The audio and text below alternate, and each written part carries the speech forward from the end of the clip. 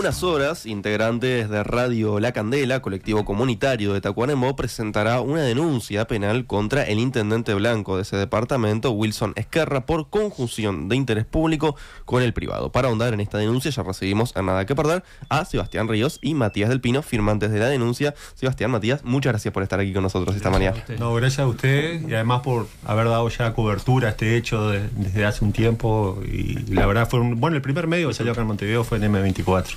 En relación a este caso nos gustaría saber, primero que nada, ¿cuál es el caso en concreto por el que se basan para realizar esta denuncia contra el intendente Ezquerra? Y después, ¿por qué optaron ustedes por realizar esta denuncia y no una colectividad política, por ejemplo, teniendo en cuenta que los ediles del Frente Amplio junto a otros blancos elevaron una denuncia ante la JUTEP? Ahí está.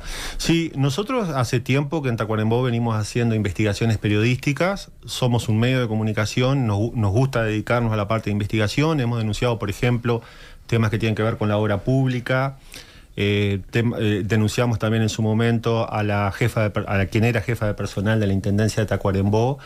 Hicimos la denuncia pública y después también hicimos la denuncia penal y terminó en condena por falsificación ideológica, ya que ella trabajaba más horas de las 60 horas que podía acumular en 2 cargos públicos y mentía en sus declaraciones juradas. Es decir, para nosotros esto no es nuevo, lo que quiero decir, y porque entendemos que además de ser un medio de comunicación, nosotros somos un actor social en Tacuarembó. Incluso hasta nos hemos comprometido con distintas causas, hemos hecho marchas por distintos temas, incluso temas relacionados con lo ambiental también, y ese es el motivo. En realidad nosotros en este caso no esperábamos, efectivamente, como vos decís, que actores políticos hicieran la denuncia, porque parecía lo más lógico que la oposición en Tacuarembó, que es el Frente Amplio, Cabildo Abierto, terminaran haciendo la denuncia. Pero esto no ocurrió, los ediles entendieron que ellos no tenían que hacer la denuncia penal, hicieron sí el día viernes la denuncia ante la JUTEP. Para nosotros eso es un error porque según el artículo, creo que era el 171, 177, no recuerdo bien, establece que vos como funcionario público, que los ediles lo son, tienen la obligación de presentar denuncia penal ante la apariencia de un delito. Sin embargo, eso no sucedió en Tacuarembó. Y nosotros como habíamos sido quienes habíamos hecho la investigación, que lo habíamos hecho conocer públicamente, tomamos la decisión al final de hacerlo nosotros, porque también había que vencer esa cuestión un poco del miedo que hay en Tacuarembó. Capaz que es difícil explicarlo a quienes no son de allá, pero Wilson Ezquerra, además de ser el intendente, es la persona más poderosa en Tacuarembó, tiene mucho poder, la gente tiene mucho miedo a enfrentarlo, miedo a tener distintos tipos de consecuencias, desde económica o de otro tipo, porque tarde o temprano un pariente, un amigo, un hermano, de alguna forma se puede ver afectado si vos haces una denuncia contra la intendencia o te metés con Wilson Ezquerra. Antes de seguir avanzando, ¿podemos recordar de qué se trata la denuncia que ustedes hacen, la investigación que hicieron y a raíz de lo que surge esta denuncia? Exacto. En el mes de junio nosotros nos llega la información que había ingresado la Comisión de Agro de la Junta Departamental un expediente donde el intendente de Tacuarembó hacía la solicitud de declaración de interés departamental de un emprendimiento maderero de origen brasileño asociado a un padrón. ¿Qué pasa? Esa declaración de interés departamental era para que ese padrón, que está catalogado como rural, pudiera ser cambiada su categorización a suburbano industrial. O sea, era una condición indispensable, digamos, para que se pudiera instalar el emprendimiento maderero. Hasta ahí ningún problema, digamos. Esto lo exige la ley, el artículo 21 bis de la Ley de Ordenamiento Territorial. El problema fue que el padrón era propiedad del intendente. Esto ingresó el día 27 de mayo y el día 31 de mayo, o sea, 4 días después, se produce la compraventa del padrón y el intendente no solamente que, digamos, él interviene como funcionario público, hace una acción jurídica concreta, que es la solicitud de que se declare de interés departamental, y luego obtiene un beneficio del ámbito privado, que es la concreción de la venta del padrón. Pero incluso para aclarar un poco más, acá a lo que estamos refiriendo es al artículo 161 del Código Penal, que si se quiere establece como 3 aspectos distintos que puede tener este delito. El primer aspecto que debió hacerlo el intendente de primera es haber avisado a la Junta Departamental que él tenía un conflicto de intereses en esta declaración que se pretendía. Es decir, que él era dueño del padrón. Esto tenía que haber avisado. O sea, el hecho de no avisar constituye una omisión y ya es parte del delito, lo que se conoce como la fase pasiva del delito. Para poner un ejemplo, fue el caso, por ejemplo, del diputado Placeres en su momento, que Placeres no fue condenado por lo que votó en favor de Envidrio, porque eso él estaba protegido constitucionalmente, sino que él terminó siendo condenado por esto que les digo, la fase pasiva, por él no haberle avisado al Parlamento que él tenía vínculos familiares con Envidrio. Bueno, esto sería lo mismo, es decir, Esquerra en ningún momento en el expediente le cuenta a la Junta Departamental, miren que este padrón es mío, yo estoy involucrado en esto, esto tiene que aparecer, como decía Hilary Barner, a los cuatro vientos lo tiene que decir, no es que te aparezca ya escondido en un párrafo, tiene que ser algo bien evidente y claro, y después debió abstenerse, ¿no? Salirse, decir, bueno, yo acá no voy a intervenir. Avisar y después no intervenir. Bueno, acá él no hace eso, o sea, ahí ya está cometiendo el delito. Después hay un segundo aspecto que es la fase activa, que es la solicitud en sí, la acción jurídica que genera él, el intendente, que se interesa por un tema donde él está involucrado. Puede ser, en el caso de lo que tipifica el artículo 161, es que puede ser la misma persona o pueden ser familiares. No tiene por qué ser directamente la persona. Y después establece un tercer aspecto, que es el agravante, que es si la persona además obtiene un beneficio económico. Y acá se dan las tres características.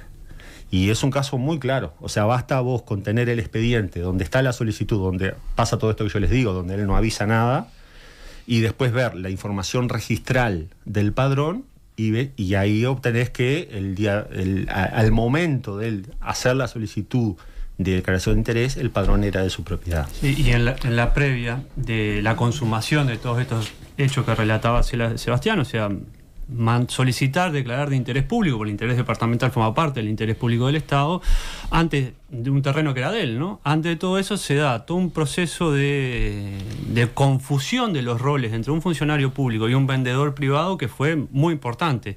A los pocos días que sale la denuncia a nivel de la radio, el intendente convoca una conferencia de prensa en donde narra una cronología de cómo llegamos a esto. Y ahí explica que el 10 de abril él se reúne personalmente con los propietarios chilenos de esta maderera, en donde ya se entera, o ya le dicen a estos propietarios que son los compradores de su terreno, y a su vez ya le plantean a esos propietarios que tienen interés de que se declare de interés departamental ese terreno. O sea, en la misma reunión, en la misma mesa, una reunión que se hizo el 10 de abril en el Hotel Tacuarembó, en el Hotel Gardel, Carlos Gardel, de la ciudad de Tacuarembó, coincide el intendente como intendente y como vendedor privado. Pero a su vez en el proceso de investigación llegamos a una entrevista que tuvo el intendente en diciembre del año pasado, que la dio en Radio Tacuarembó, en donde, sin mencionar específicamente esta instalación, él menciona que ya estaba en proceso de negociación con varias iniciativas industriales que se iban a instalar en Tacuarembó en el rubro de los aserraderos. Bastante deductivo es que a uno de ellos se refería a esto, porque el intendente alega que él no conocía directamente a los compradores de su terreno, que él se manejaba por intermediarios, por inmobiliarias, que no los conocía directamente. Pero a partir de esas declaraciones es bastante deducible de que él sabía perfectamente desde hace un buen tiempo que quienes le iban a comprar ese terreno eran quienes en lo inmediato lo iban a solicitar como funcionario público para hacer una recategorización de los suelos de esa planta industrial. Ajá. Hay que destacar dos cosas, ¿no? Si bien el intendente declara que él el 10 de abril se entera quién era la empresa, que a su vez le iba a comprar a él, aunque tomáramos por cierta esa declaración, bueno, no lo salva del delito, digamos, porque él se entera el 10 de abril y la solicitud de declaración se presenta el día 27 de mayo, o sea, es posterior. Él como que quiere dar a entender como que, bueno, ya estaba todo armado, yo no iba a desarmar esto, por el bien de los tacuaremboenses, para que se instale 500 puestos de trabajo, y un poco va por ahí el argumento.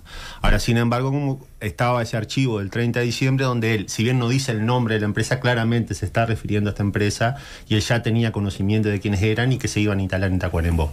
Y luego nosotros además hicimos una entrevista a vecinos de la zona donde se va a instalar este emprendimiento, donde se instalaría este emprendimiento, que es la zona de Paso del Manco, a 10 kilómetros al norte de la ciudad de Tacuarembó, y los vecinos dicen que ellos ya hace un año sabían que el emprendimiento, por información que les decían desde la intendencia, se iba a instalar en ese padrón. O sea que el negocio se viene manejando desde muchísimo tiempo atrás, e incluso hubo ofertas en el mes de diciembre de 2023 y luego en febrero de este año, de la empresa a comprar padrones pegados, digamos, al que era del intendente de Tacuarembó. Matías, ¿y qué repercusiones tuvo esta investigación de ustedes? Porque ahora surge lo de la denuncia, pero la investigación ya se conoce en la ciudadanía, en Tacuarembó, pensando en esto que dice Sebastián, ¿no? De las presiones que implican en algunos casos cuando está el poder del intendente de por medio. Y ha sido de mucha calentura, porque, digamos, lo que está en juego acá es la posibilidad, entre otras cosas, de que se generen un montón de posibilidades de trabajo. Se habla de 500 personas, y que está en juego, digamos, por un manejo muy turbio de la función pública. En definitiva, está en torno a eso la posibilidad de que esto no salga, porque es una posibilidad cierta. Ha generado muchísima indignación, pero ha generado también muchísimos cuestionamientos y una necesidad de como un basta ya, por llamarlo de alguna manera, de que la intendencia, particularmente en Tacuarembó, se maneje de esta forma.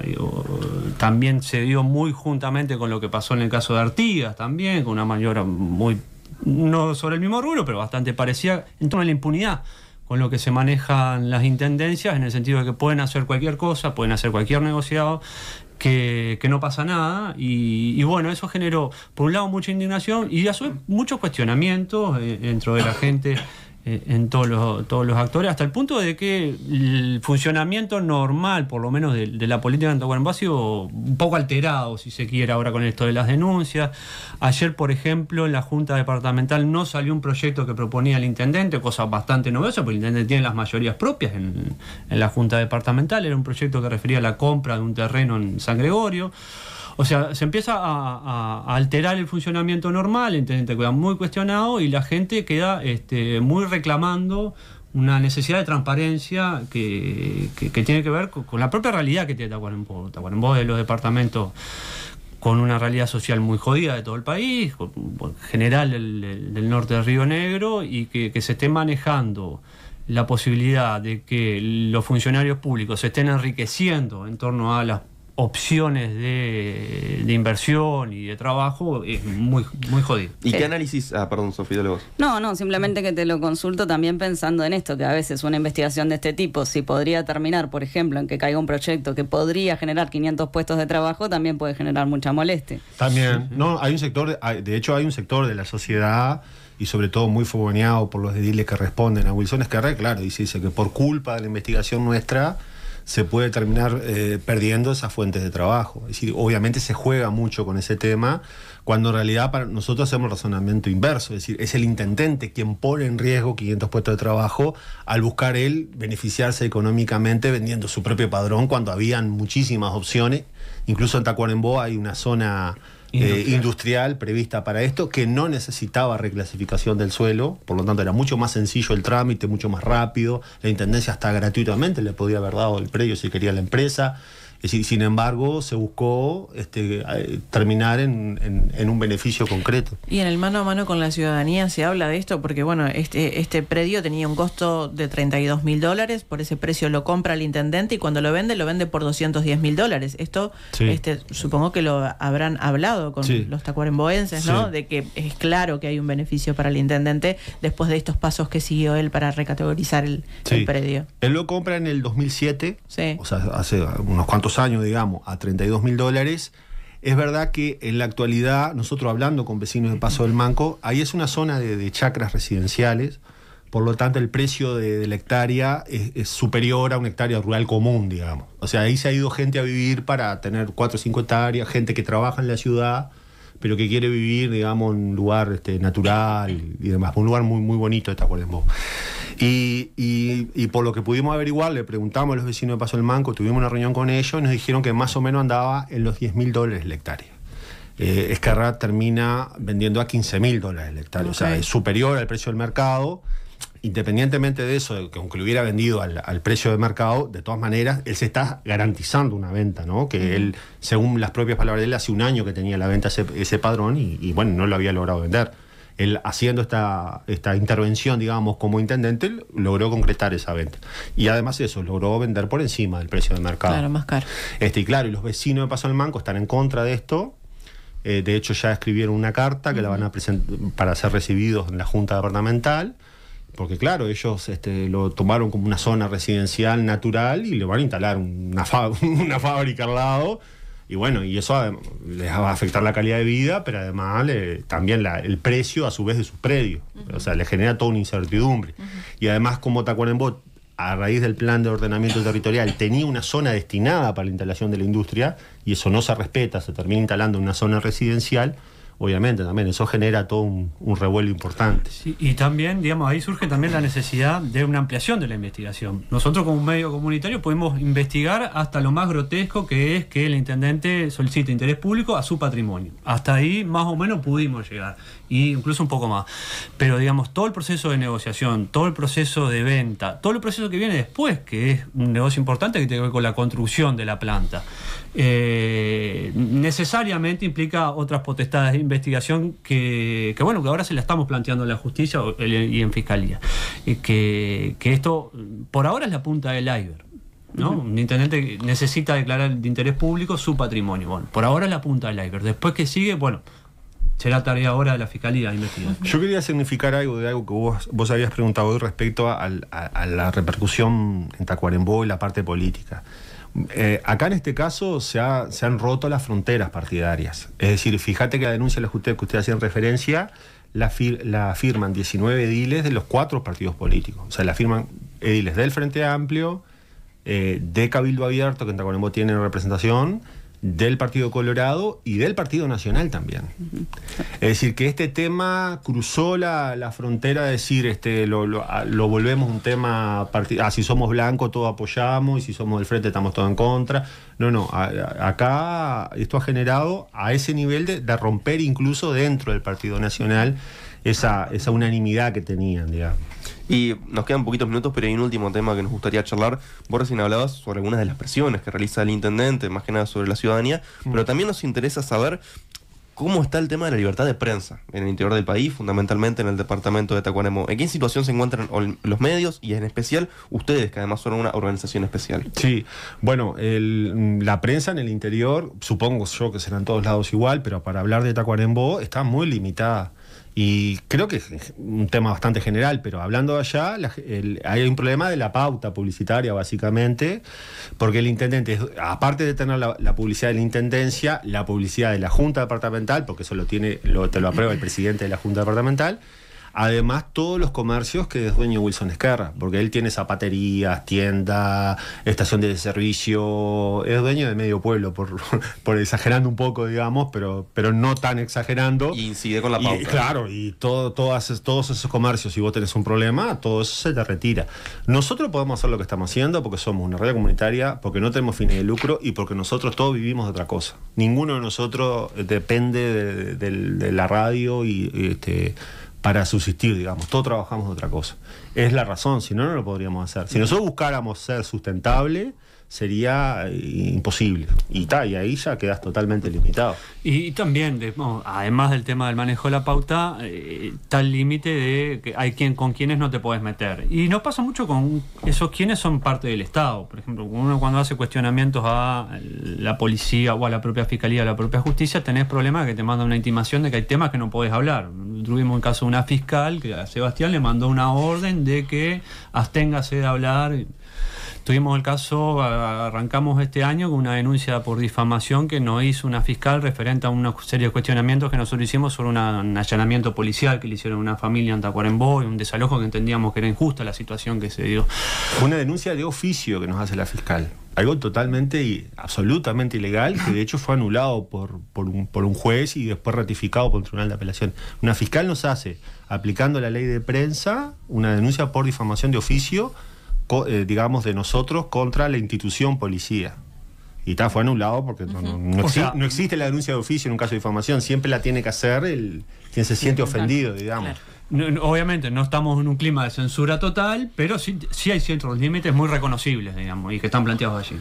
Sebastián Ríos, Matías del Pino, periodistas, muchas gracias por estos minutos. Muy amables los tres, muchas gracias.